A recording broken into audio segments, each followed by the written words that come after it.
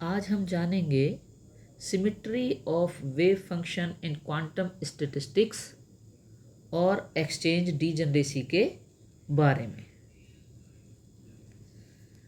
जब हमारे पास एक ऐसा सिस्टम होता है जिसके अंदर जो पार्टिकल्स होते हैं वो इनडिस्टिंग्विशेबल होते हैं, यानी हम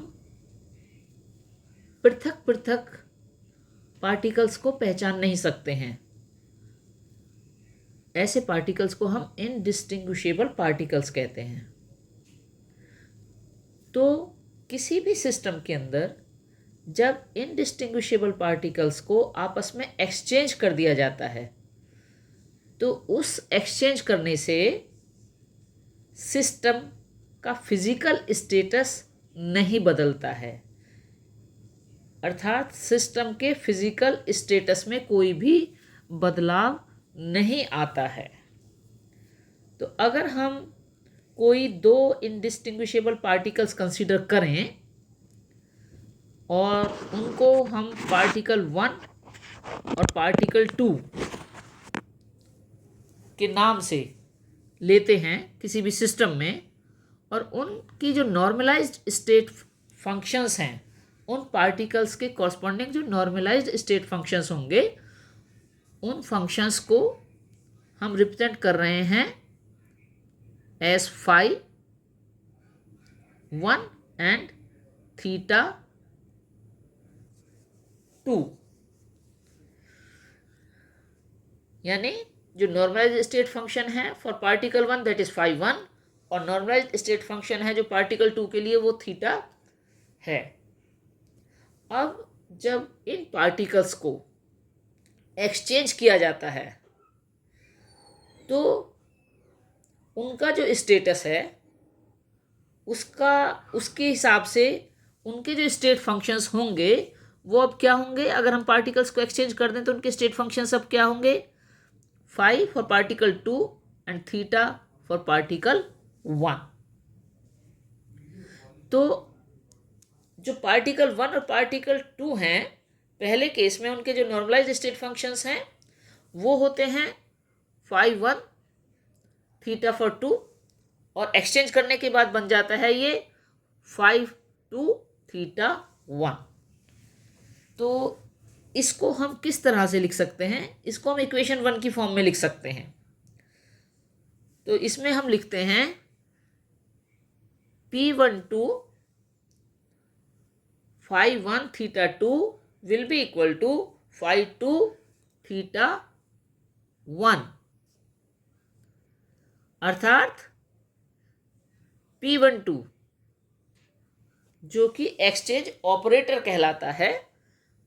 तो ये एक्सचेंज ऑपरेटर जब ऑपरेट करता है फाई 1 थीटा 2 पर तो हमें जो रिजल्ट मिलता है वो फाई 2 थीटा 1 मिलता है, यानी एक्सचेंज करने से एक्सचेंज ऑपरेटर के यूज से स्टेटस जो है वो चेंज हो जाता है और phi state function second particle के लिए हो जाता है और theta state function first particle के लिए हो जाता है।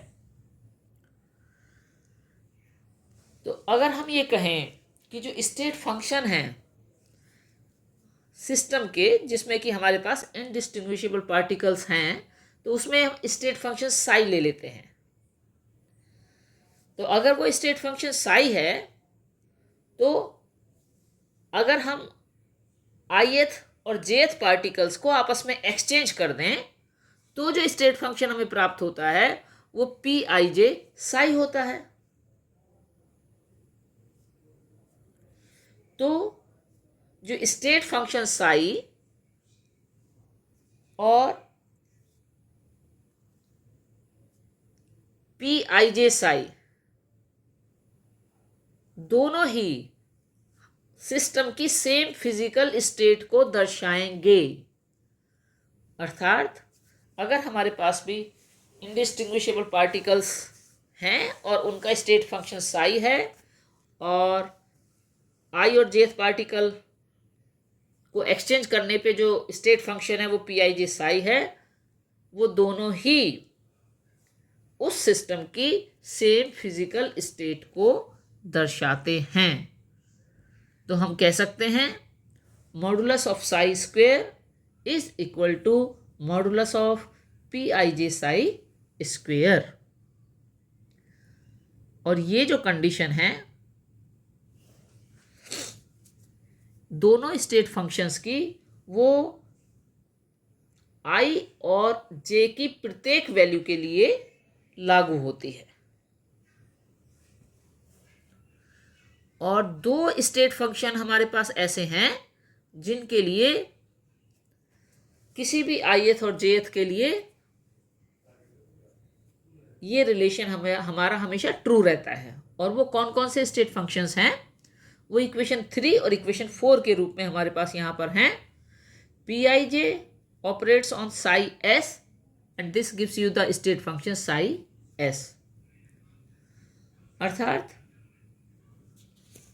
जब exchange operator psi s symmetric wave function के ऊपर ऑपरेट करता है तो रिजल्ट psi s हमें मिलता है। और अगर ये exchange operator anti symmetric wave function psi a के ऊपर ऑपरेट करता है तो रिजल्ट माइनस psi a मिलता है। तो ये जो इक्वेशन 3 और इक्वेशन 4 लिखी गई हैं, ये दो तरह के स्टेट फंक्शंस के लिए लिखी गई हैं। साई एस जिसे कि हम सिमेट्रिक वेव फंक्शन कहते हैं, और साई ए जो कि एंटी सिमेट्रिक वेव फंक्शन कहलाता है। अब अगर हमारे पास एक ऐसा सिस्टम है जिसमें कि दो इनडिस्टिंग्विशेबल पार्टिकल्स हैं, तो इक्वेशन 5 द्वारा दर्शाया गया सिमेट्रिक वेव फंक्शन उसके लिए पॉसिबल होता है। तो वो सिमेट्रिक वेव फंक्शन कौन सा है जो कि दो इनडिस्टिंग्विशेबल पार्टिकल्स के सिस्टम के लिए सूटेबल होता है, वह है साई एस बराबर है 5 for 1 theta 2 plus 5 for 2 theta 1। तो जो फंक्शन है साई एस उसमें कोई भी बदलाव नहीं आता है अगर हम पार्टिकल 1 और पार्टिकल 2 को आपस में एक्सचेंज कर देते हैं। तो इक्वेशन 5 हमें सिमेट्रिक वेव फंक्शन देती है।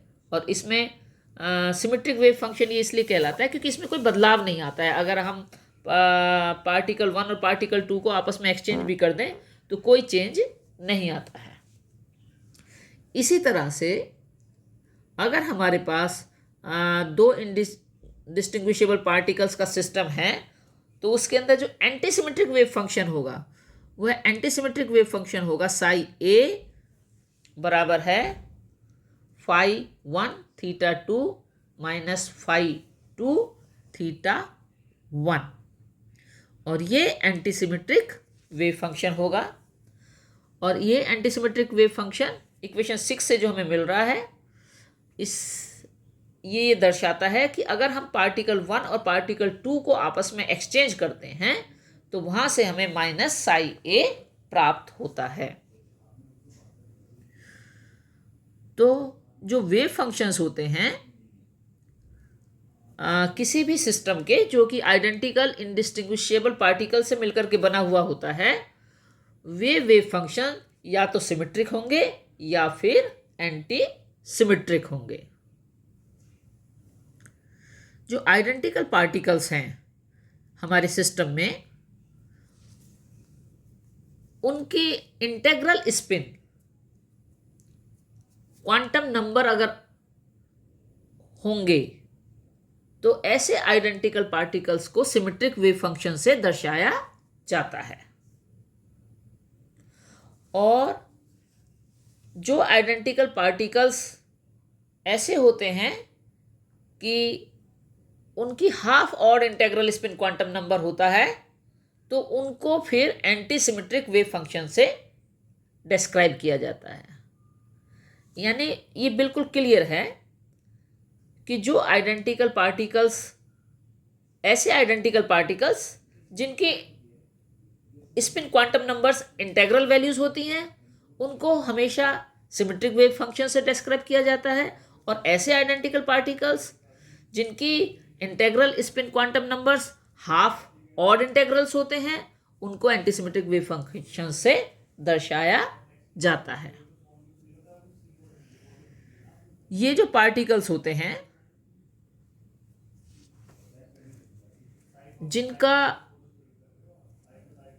इंटीग्रल स्पिन क्वांटम नंबर होता है वो बोस-आइंस्टीन स्टैटिस्टिक्स को ओबे करते हैं और उन्हें बोसोन्स कहा जाता है। उदाहरण के लिए फोटॉन्स, फोनॉन्स एटसेट्रा, यानी ये ऐसे पार्टिकल्स हैं जिनका quantum number integral spin quantum number होता है। ये बोस-आइंस्टीन स्टैटिस्टिक्स को फॉलो करते हैं और इन्हें बोसोन्स कहा जाता है। फोटॉन्स और फोनॉन्स इसी तरह के पार्टिकल्स हैं। दूसरी तरफ वे पार्टिकल्स जिनका half odd integral spin quantum number होता है वे फर्मी डिराक स्टैटिस्टिक्स को ओबे करते हैं और उन्हें फिर फर्मियंस कहा जाता है। उदाहरण के लिए इलेक्ट्रॉन्स, प्रोटॉन्स एटसेट्रा। तो पार्टिकल्स ये डिपेंड करते हुए कि पार्टिकल्स किस स्टैटिस्टिक्स को फॉलो कर रहे हैं उनको बोसोन्स और फर्मियंस नाम दिया जाता है। अगर बोस-आइंस्टीन स्टैटिस्टिक्स को फॉलो करते हैं तो वो बोसोन्स कहलाते हैं और अगर फर्मी डिराक स्टैटिस्टिक्स को फॉलो करते हैं तो वो फर्मियंस कहलाते हैं। दूसरा इनमें जो डिस्टिंक्शन है वो ये है कि बोसोन्स के पास इंटीग्रल स्पिन क्वांटम नंबर होता है और जबकि फर्मियंस का half odd integral spin quantum number होता है।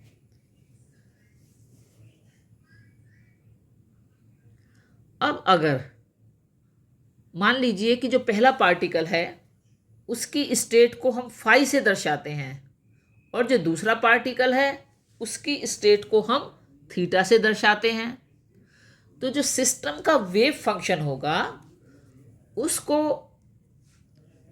हम लिख सकते हैं साई 1 2 बराबर होगा फाई 1 थीटा 2। और अगर पार्टिकल्स अपनी स्टेट्स को एक्सचेंज कर लेते हैं तो अपनी स्टेट्स को एक्सचेंज कर लेते हैं अर्थात जो पहला पार्टिकल है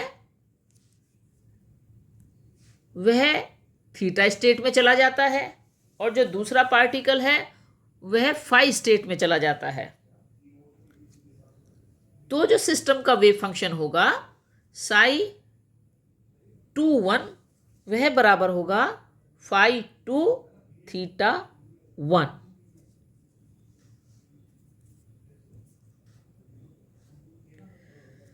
क्योंकि जो पार्टिकल्स हैं वो इनडिस्टिंग्विशेबल पार्टिकल्स हैं, तो इनडिस्टिंग्विशेबिलिटी की वजह से, पार्टिकल्स की इनडिस्टिंग्विशेबिलिटी की वजह से जो वेव फंक्शन हमें मिलते हैं साई 1 2 और साई 2 1 वो दोनों ही सेम एनर्जी स्टेट को कॉरस्पॉन्ड करते हैं। अर्थात पार्टिकल्स के इनडिस्टिंग्विशेबल होने की वजह से जो वेव फंक्शन साई 1 2 और साई 2 1 हैं वो एक ही एनर्जी स्टेट को दर्शाते हैं और इसे ही एक्सचेंज डीजनरेसी कहा जाता है। तो एक्सचेंज डीजनरेसी का मतलब है कि सेम एनर्जी स्टेट के लिए दो वेव फंक्शन साई 1 2 और साई 2 1 का होना, और वह क्यों होता है? वह होता है इनडिस्टिंग्विशेबिलिटी ऑफ द पार्टिकल्स की वजह से। इसे एक्सचेंज डीजनरेसी कहा जाता है।